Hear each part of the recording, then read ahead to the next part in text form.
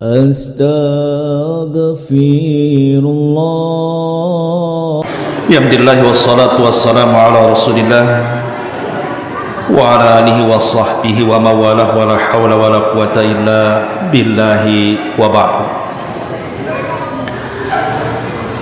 Sebelum kita memulai kajian, ada beberapa hal yang ingin saya sampaikan.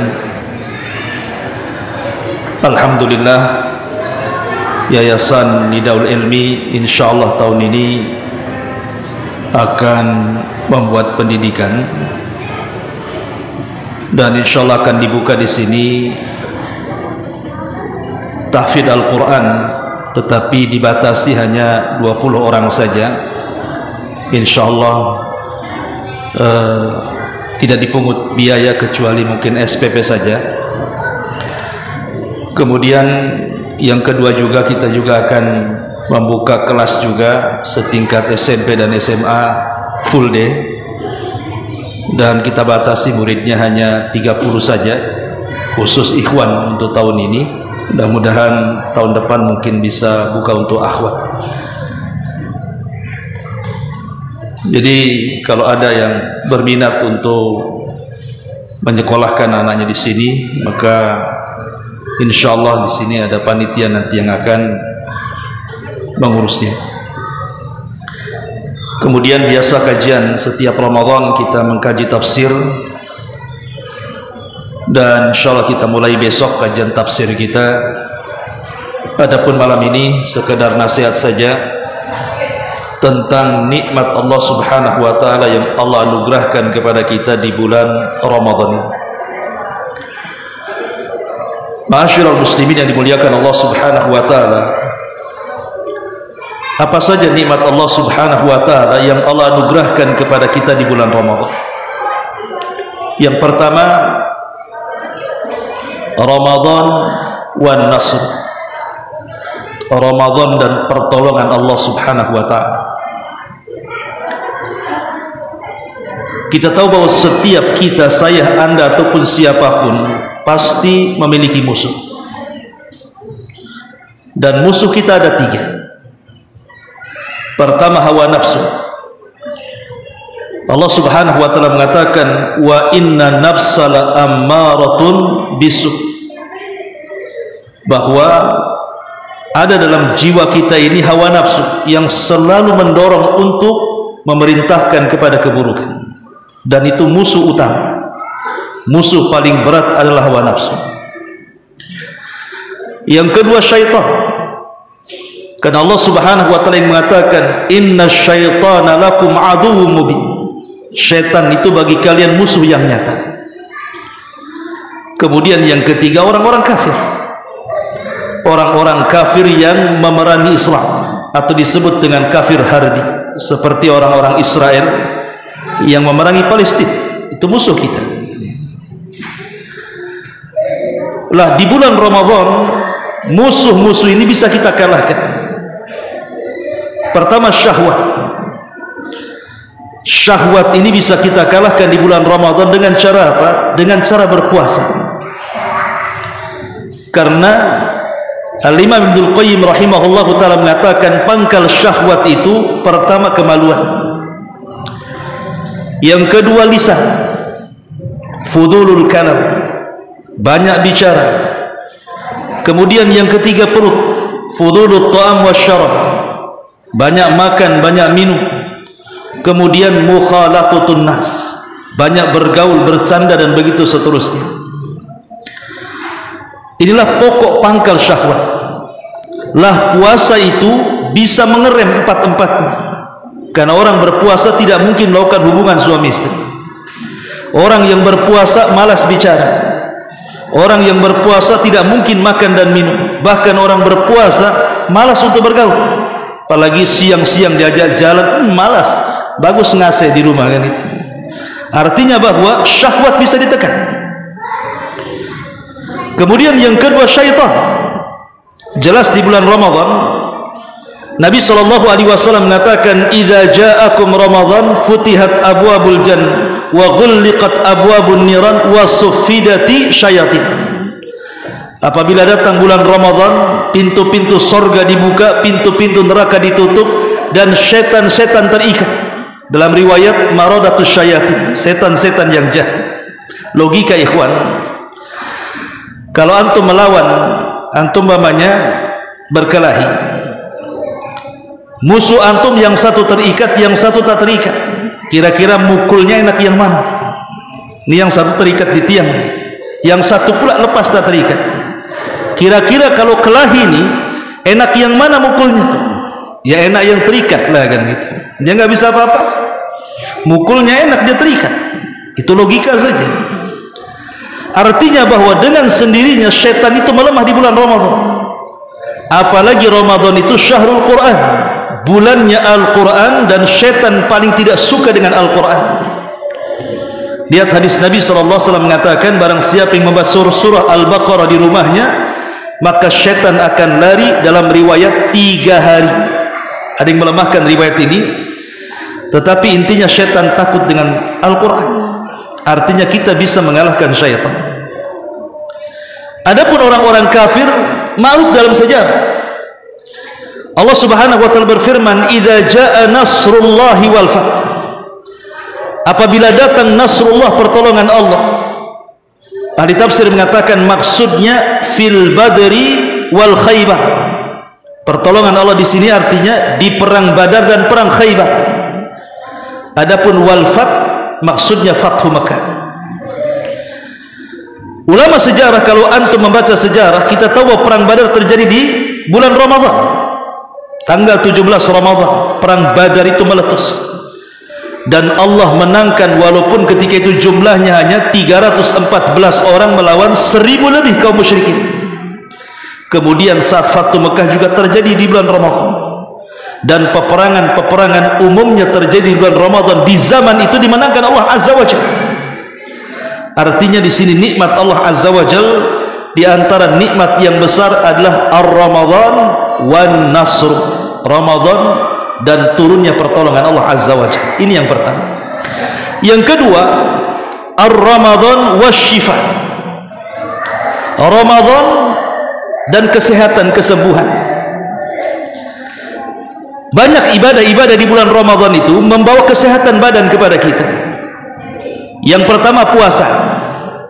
Ada hadis, walaupun lemah, ada yang mengatakan maudhu, sumu tasihhu. Puasalah maka engkau akan sehat. Tetapi memang begitu, orang yang berpuasa kan sehat. Tanyalah para dokter gitulah, pengaruh orang berpuasa pada kesehatan luar biasa. Ini yang pertama. Yang kedua, sedekah. Nabi SAW mengatakan, tadawaw mardhakum bisadaqah. Obati orang-orang sakit di antara kalian dengan sedekah. Obati orang-orang sakit kalian dengan sedekah. Artinya sedekah bisa jadi dengan obat.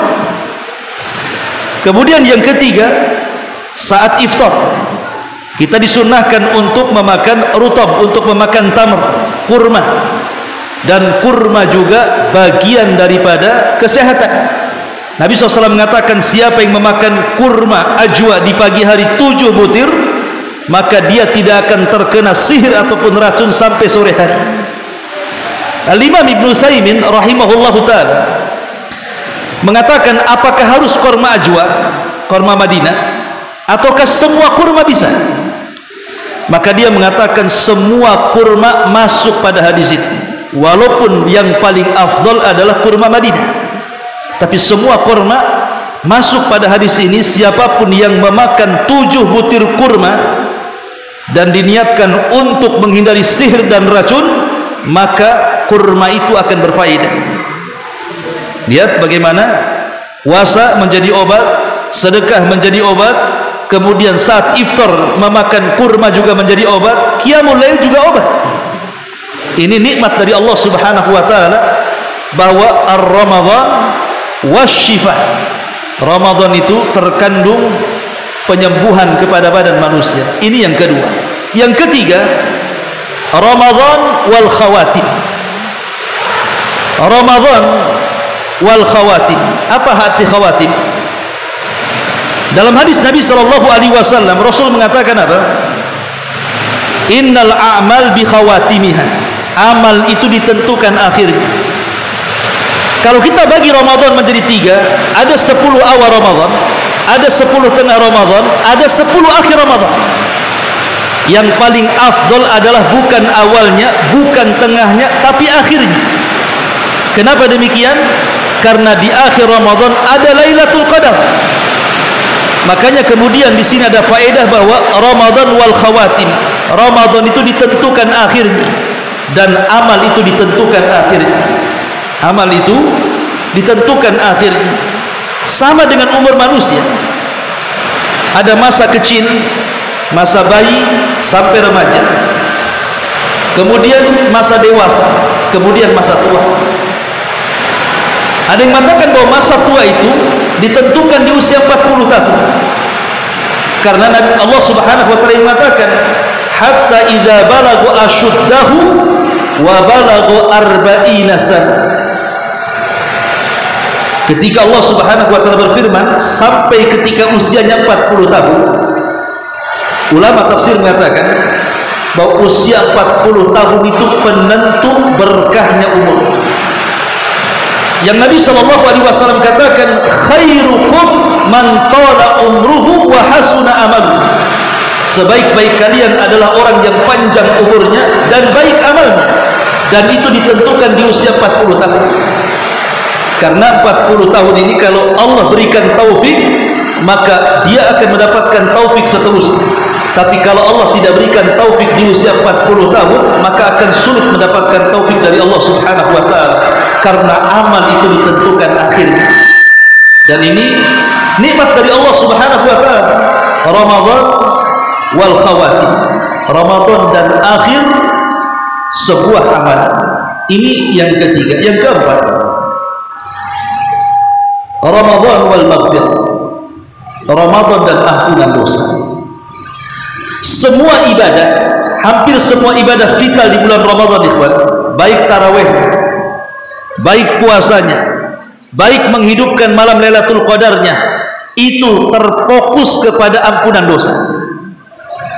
Kata Nabi SAW, man qama ramadhana, wa fi riwayatin man sama ramadhana, wa fi riwayatin man qama lailata qadri imanan wa ihtisaban ghufira lahu ma taqaddama min dhanbi.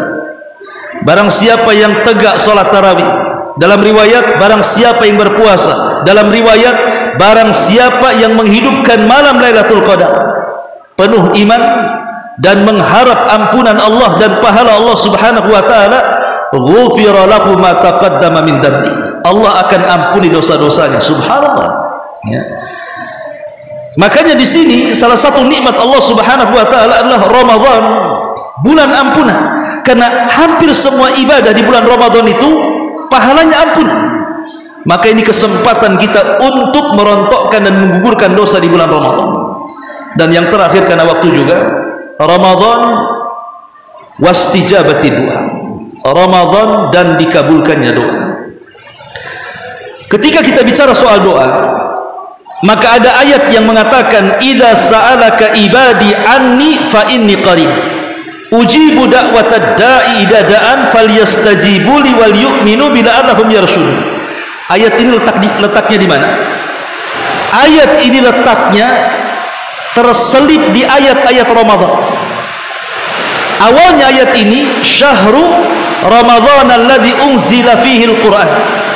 Kemudian wa idza sa'alaka ibadi anni. Kemudian uhillat lakum lailatas siyam ar-rafathu ila nisaikum. Jadi ayat tentang kedekatan Allah kepada kita itu terselip di ayat-ayat Ramadan. Wa idza, dan apabila sa'alaka ibadi, hamba-hambaku bertanya kepadamu tentang aku, katakan aku dekat. Akulah yang mengabulkan setiap doa orang-orang yang berdoa kepada aku. Ulama tafsir mengatakan seperti Al-Imam Ibnu Katsir dan yang lainnya, ketika Allah Subhanahu wa taala menyebutkan kedekatannya kepada hamba-hambanya diselipkan di ayat-ayat Ramadan, menunjukkan bahwa kedekatan Allah dengan kita jauh lebih dekat dibandingkan di luar Ramadan. Sehingga ketika kita berdoa kepada Allah di bulan Ramadan, memungkinkan istijabahnya lebih cepat dibandingkan istijabah di luar Ramadan. Dan saya nasihatkan, jangan tinggalkan 3 waktu untuk berdoa. Pertama, saat iftar. Kata Nabi SAW, "Thalathu da'awat." Ada 3 manusia ketika dia berdoa pasti diijabah. La tur. Salah satunya apa? Da'watus sha'im inda fitri. Doanya orang yang berpuasa saat berbuka. Ulama mengatakan apa yang harus kita doakan di situ? Berdasarkan hadis Nabi SAW, "Lillahi utaqa'u minan nar, wa dzalika fi kulli lailatin min Ramadan." Allah itu setiap malam di bulan Ramadan itu memerdekakan hamba-hambanya dari api neraka, dan itu dimulai dari terbenam matahari. Artinya saat terbenam matahari, angkat tangan tinggi-tinggi dan kita katakan, "Ya Allah, merdekakan saya dari api neraka. Ya Allah, merdekakan istri saya, orang tua saya, anak saya, dan orang-orang yang saya cintai dari api neraka." Itu doa yang harus kita panjatkan saat berbuka. Demi Allah ikhwan, kalau dalam 1 bulan itu ada saja 1 doa yang Allah Subhanahu wa taala kabulkan, kita terbebas dari api neraka, demi Allah selamanya kita tidak akan masuk neraka. Karena Allah menjanjikan setiap malam di bulan Ramadan akan memerdekakan hamba-hambanya dari api neraka. Ini yang pertama. Yang kedua, saat sahur. Karena sahur itu jatuh di sepertiga malam akhir. Dan Nabi SAW mengatakan, "Yanzilu Rabbuna ila samai dunya fi kulli thuluthil lailil akhir wa dzalika kulla lailatin." Faqala Allah azza wa jalla, "Man yad'uni fa astajiba lah, wa man yas'aluni fa utiyah, wa man yastaghfiruni fa aghfir lah." Jadi Allah Subhanahu wa taala turun ke langit dunia ini pada sepertiga malam akhir. Kemudian Allah katakan kepada hamba-hambanya, siapa yang berdoa ku kabulkan, siapa yang minta ku kasih, dan siapa yang minta ampun ku ampuni. Dan tidak mungkin di bulan Ramadan antum tidak bangun sahur. Tidak mungkin. Yang enggak bangun saja ada obrok-obrok tuh, disuruh bangun tuh, pasti bangun. Artinya setiap Ramadan pasti kita dibangunkan di sepertiga malam akhir. Maka jangan difokuskan kepada sahurnya. Ya, sahur itu memang barakah, tasahharu fa inna fi sahurikum barakah. Tapi lebih daripada itu, angkat tangan tinggi-tinggi, minta kepada Allah Subhanahu wa taala, doa sebanyak-banyaknya di situ. Ini yang kedua. Yang ketiga, setelah subuh sampai terbit matahari, itu waktu berkah. Kata Nabi SAW, "Allahumma barik li ummati fi bukuriha." Ya Allah, berkahi umatku di waktu paginya. Maksudnya setelah subuh sampai terbit matahari, itu waktu berkah. Berdoa di situ. Nah, ini diantara nikmat Allah Subhanahu wa taala yang Allah anugerahkan kepada kita di bulan Ramadan. Subhanallah bihamdika, asyhadu an la ilaha illa anta, astaghfiruka wa atubu ilaik. Allahu taala alam. Assalamualaikum warahmatullahi wabarakatuh.